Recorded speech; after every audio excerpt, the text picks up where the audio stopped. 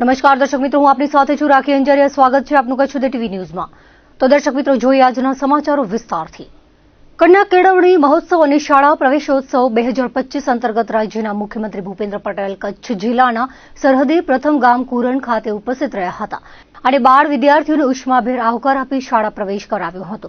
મુખ્યમંત્રી ભૂપેન્દ્ર પટેલે રાજ્યના સરહદી પ્રથમ ગામ કુરનના ગ્રામજનોને ઓપરેશન સિંદૂરની સફળતા અને શિક્ષણ પ્રત્યેની તેમની જાગૃતિ બદલ હૃદયપૂર્વક અભિનંદન પાઠવ્યા હતા.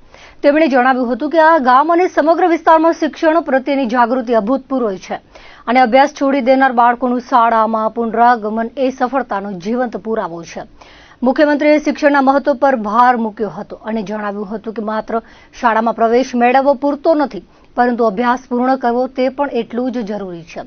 તેમણે અભ્યાસ છોડી ગયેલા બાળકોને શાળામાં પાછા લાવવા માટે પ્રયત્નશીલ વિવિધ સંસ્થાઓ અને વાલીઓને પણ અભિનંદન પાઠવ્યા હતા. આજની દરેક સમસ્યાનું સમાધાન શિક્ષણમાં જ છે. આ અંગે મુખ્યમંત્રીએ વડાપ્રધાન નરેન્દ્ર મોદીના દ્રષ્ટિકોણને બિરદાવ્યું હતું. તેમણે શાળા, શિક્ષણ અને સમાજના વિકાસ પર સતત ભાર મૂક્યો હતો અને રાજ્યના છેવાડાના ગામો સુધી પાયાની તમામ જરૂરિયાતો પૂરી કરીને વિકાસ રાજ્યના ખૂણે ખૂણે પહોંચાડ્યો છે. મહારાષ્ટ્ર સરહદથી લઈને કચ્છ સરહદ સુધી આજે ઠેર ઠેર વિકાસની ઝલક જોવા મળે છે, જે દર્શાવે છે કે સરકાર લોકોની દરેક સમસ્યાનું સમાધાન લાવવા અને તેમની સુખાકારી માટે સતત પ્રયત્નશીલ છે. મુખ્યમંત્રીએ 2001ના ભૂકંપ પછી કચ્છના પુનરુત્થાનને કચ્છી લોકોના જુસ્સા અને વડાપ્રધાન નરેન્દ્ર મોદીના કચ્છ પ્રત્યેના પ્રેમને આભારી ગણાવ્યું હતું. ભુજ ધારાસભ્ય કેશુભાઈ પટેલે પ્રાસંગિક પ્રવચનમાં જણાવ્યું હતું કે શાળા પ્રવેશોત્સવમાં દરેક બાળક નિયમિત શાળાએ જાય તે જોવાની જવાબદારી તંત્રની સાથે વાલીની પણ છે. આપણું બાળક સમયસર શાળાએ મોકલશું તો તેમનું ભવિષ્ય ઉજ્જવળ બનશે. બાળકો તેમની રૂચિ મુજબના વિષયમાં આગળ વધી સફળ બને તેમાં સૌથી મોટી ભૂમિકા શિક્ષકની છે. વધુમાં તેમણે બન્ની વિસ્તારને કરોડોના ખર્ચે સિંચાઈ, રોડ અને ઉર્જા સહિતના અનેકવિધ વિકાસ કાર્યોની ભેટ આપવા તેમણે મુખ્યમંત્રીનો આભાર વ્યક્ત કર્યો હતો. કાર્યક્રમ દરમિયાન વિવિધ સંસ્થાઓ તેમજ સંગઠનોએ મુખ્યમંત્રી ભૂપેન્દ્ર પટેલનું સ્વાગત અભિવાદન કર્યું હતું. સાથે શાળાના વિદ્યાર્થીઓએ કચ્છી સંસ્કૃતિને ઉજાગર કરતા રંગારંગ સાંસ્કૃતિક કાર્યક્રમો રજૂ કર્યા હતા. તેમજ શૈક્ષણિક ક્ષેત્રે ઉત્કૃષ્ટ પ્રદાન કરનાર શાળાના વિદ્યાર્થીઓ તથા શિક્ષણ ક્ષેત્રે શ્રેષ્ઠ કામગીરી કરનાર સંસ્થાઓને મુખ્યમંત્રીએ સન્માનિત કરી અભિનંદન પાઠવ્યા હતા. અમે સૌ સૌભાગ્ય છીએ કે અમારી શાળાના આંગણે આવું સરસ કાર્યક્રમ થઈ રહ્યો છે. એ બદલ હું સાહેબશ્રીનો અને સૌ બીજા લોકોનું આભારી છું. માધ્યમિક શાળાની અંદર ધોરણ 9 થી કરી અને 12 ધોરણ છે અને અહીંયા કુલ સંખ્યા શાળાની અંદર અત્યારે 81 છે અને પ્રાથમિક શાળાની અંદર અત્યારે સંખ્યા 200 ઉપર છે અહીંયા. અને અહીંયાના લોકો છે જે શાળાની અંદર વિદ્યાર્થીઓ છે મોસ્ટલી બધા અહીંયાના છે, એટલે કે લોકલ છે. કુરન અને અહીંયા બાજુમાં બીજા ગામના છે, તે લોકો ડેલી આવે છે. હું કુરન ગામનો સરપંચ છું અને અમારા ગામમાં સીએમ સાહેબ આવ્યા એ બદલ એમનો ખૂબ ખૂબ આભાર અને અમને બહુ સારું લાગ્યું. અને આવા છેવાડાના કુરન ગામમાં આવ્યા એટલે અમને વધારે ઉત્સાહ છે. હાજી સર, અત્યારે શાળામાં 25 જેટલા છોકરાઓનો પ્રવેશ કરવામાં આવ્યો છે. પછી અહીંયા અમારે ડેમ છે એનું ઉદ્ઘાટન કરવામાં આવ્યું છે. સાહેબ, મુખ્યમંત્રી જે ભૂપેન્દ્ર સાહેબ પટેલ અહીં આવ્યા છે, અમને એનો બહુ ગર્વ છે. આખો ગુજરાત મૂકીને જે મુખ્યમંત્રી લાસ્ટ જે બોર્ડરનું ગામ છે જ્યાંથી પાકિસ્તાન ફક્ત 28 થી 30 કિલોમીટર છે અને ભુજ જઈએ તો 100 થી 90 કિલોમીટર થાય. જો મુખ્યમંત્રી શાળાનો બાળકોને અહીંયા પ્રવેશ કરવા આવતા હોય તો અમને ગ્રામજનોને અમને બહુ ખૂબ ખૂબ સાહેબનો અભિનંદન માનીએ છીએ અને અમને ખૂબ ખૂબ ગર્વ છે. બાકીના વાત જે રહી વિકાસની, તો અમારા કુરન ગામને અહીંયા 400-450 વર્ષ થઈ ગયા છે. અમને પાણીની બહુ તકલીફ, દુનિયાભરની તકલીફ હતી. એક આ પાણીની તકલીફ હતી અને અમારા રોડની તકલીફ હતી. રોડ તો ડામર રોડ હતો, અમારો બ્રિજ ન હતો. જે વરસાદ થાય તો અમારો 2-4 દિવસ વરસાદ થાય તો અમને આવવા જવાનું ગામનું બંધ હતો.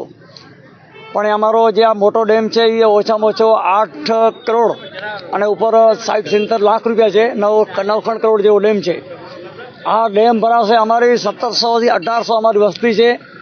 અમારા 4-5 હજાર પશુ છે. બાજુના ગામની 1700-1600 વસ્તી છે, એ લોકોના પશુ છે.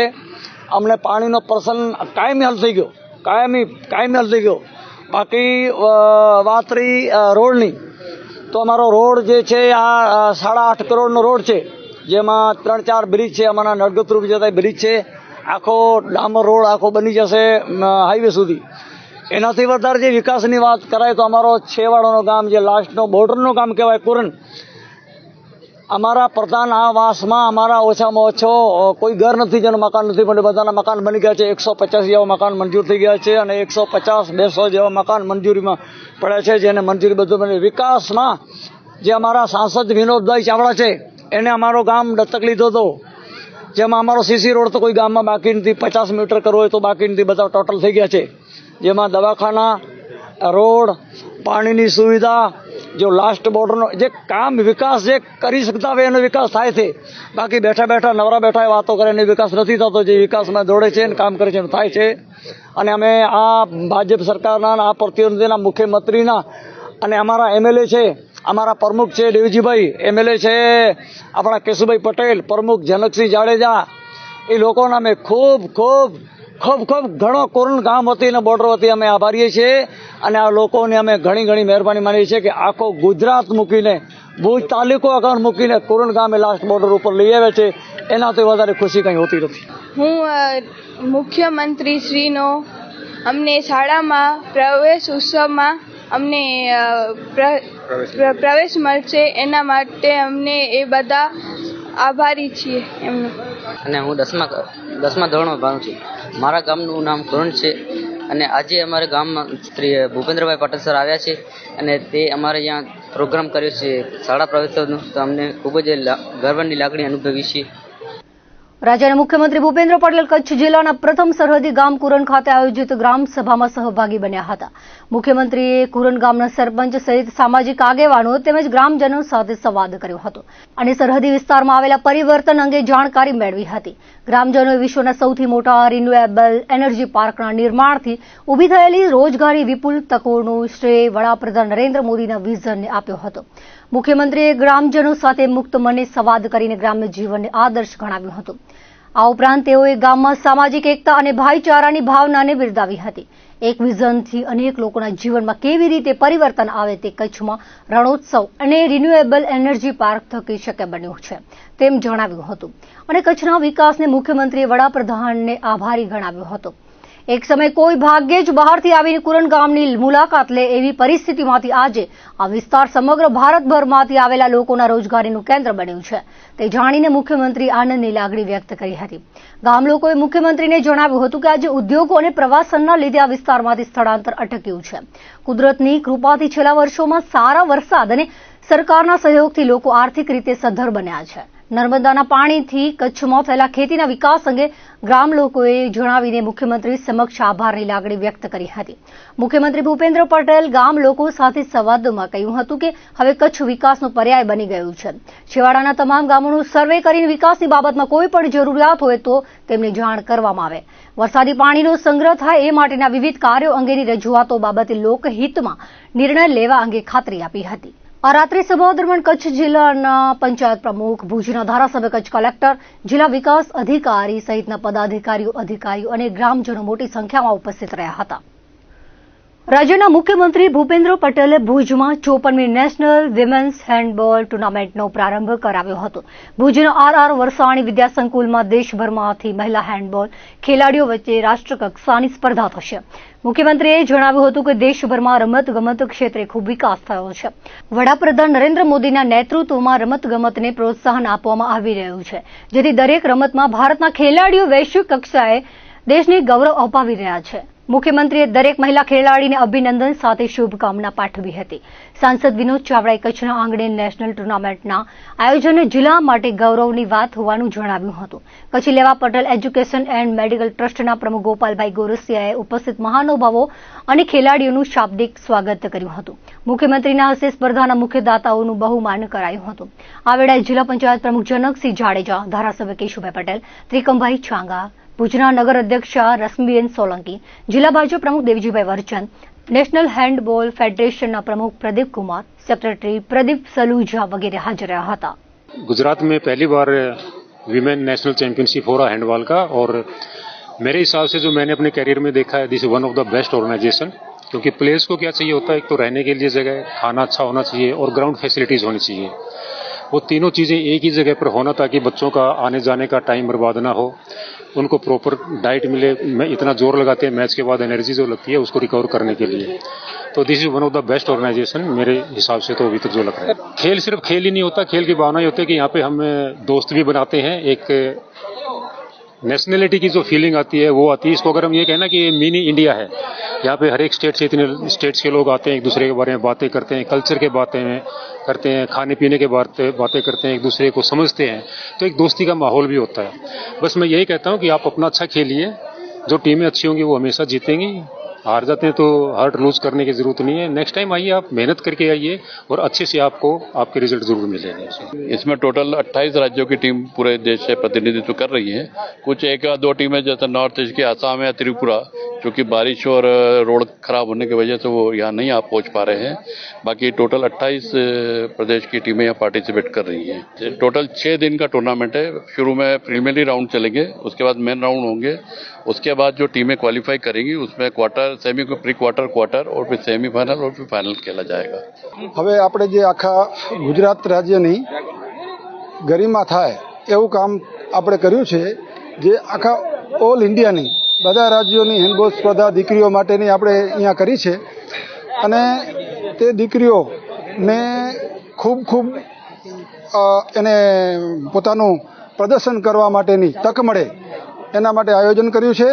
અને એની સાથે સાથે આપણે એને જે બહારથી આવ્યા છે તો આપણા મહેમાન કહેવાય, તો મહેમાનને જે ટીમ રમતી ન હોય તે ટીમને આપણે આજુબાજુના વિસ્તારમાં ફરવા માટેનું પણ આયોજન કર્યું છે। અત્યારે આપણી પાસે ટોટલ આપણા જે 28 રાજ્ય છે તો બધા રાજ્યની ટીમો આપણી પાસે આવી છે।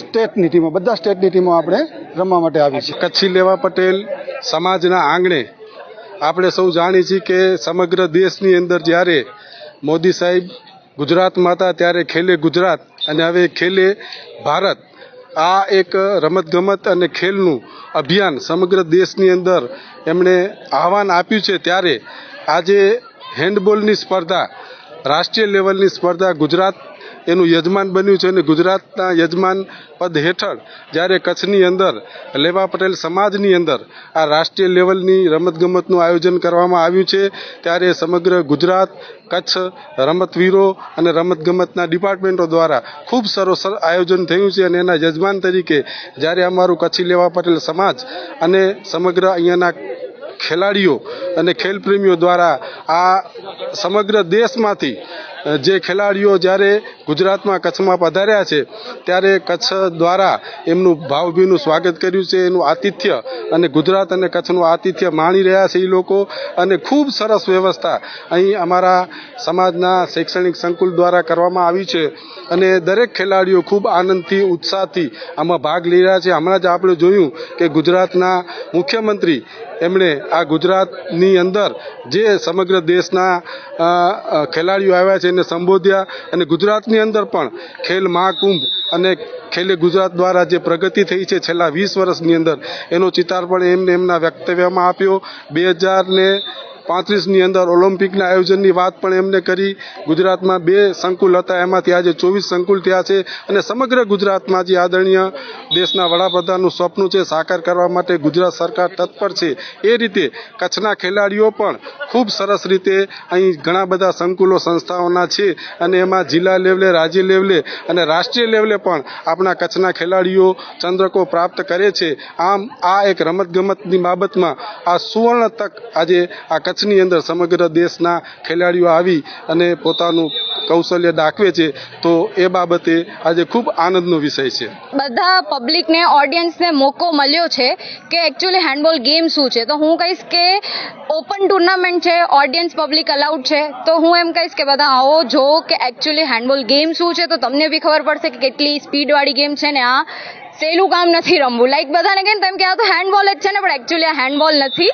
તો હું કહીશ અને બહુ પ્રાઉડ ફીલ થાય છે કે આટલા ટાઈમમાં, અને હું તો એમ કહીશ કે આ એક નેશનલ એકવાર કરી છે હું કહીશ, અને આ નો ડાઉટ બધું સારું થયું છે, જમવા કરવા રહેવાનું બધું છે, ટ્રાન્સપોર્ટ માટે બસને એ લોકોએ રાખી છે, પણ હું એમ કહીશ કે હજી આનાથી વધારે સારી કરવાની અમે લોકો ટ્રાય કરશું કે હજી આનાથી. અને અહીંયા બહુ બધી કહેવાય ને કે લાઈક 600થી ઉપર ગર્લ્સે પાર્ટિસિપેટ કર્યું છે અલગ અલગ સ્ટેટથી, અને બહુ સારી વાત કહેવાય, પ્રાઉડની, કે આટલી બધી છોકરીઓએ પાર્ટિસિપેટ કર્યું છે. અને ખાસ કરી અને હું ગુજરાત એસોસિએશન અને હેન્ડબોલ ફેડરેશન એ બેને થેન્ક્સ કહીશ.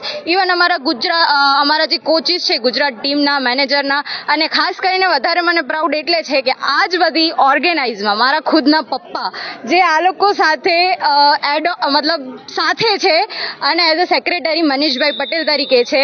અને હું પ્રાઉડ ફીલ કરું છું કે હું એમની ડોટર છું, અને એ બી પ્રાઉડ ફીલ કરશે કે હું એઝ અ ફાધર તરીકે ઇવન આમ જોશે કે મારી છોકરી આ નેશનલમાં રમે છે અને એઝ અ કેપ્ટન ટીમ છે. તો હું મારા પપ્પાને અને ઇવન બે ફેડરેશનને થેન્ક યુ કહીશ, મારી ટીમને થેન્ક યુ કહીશ, જે બધા એકબીજાને બહુ સપોર્ટમાં છે.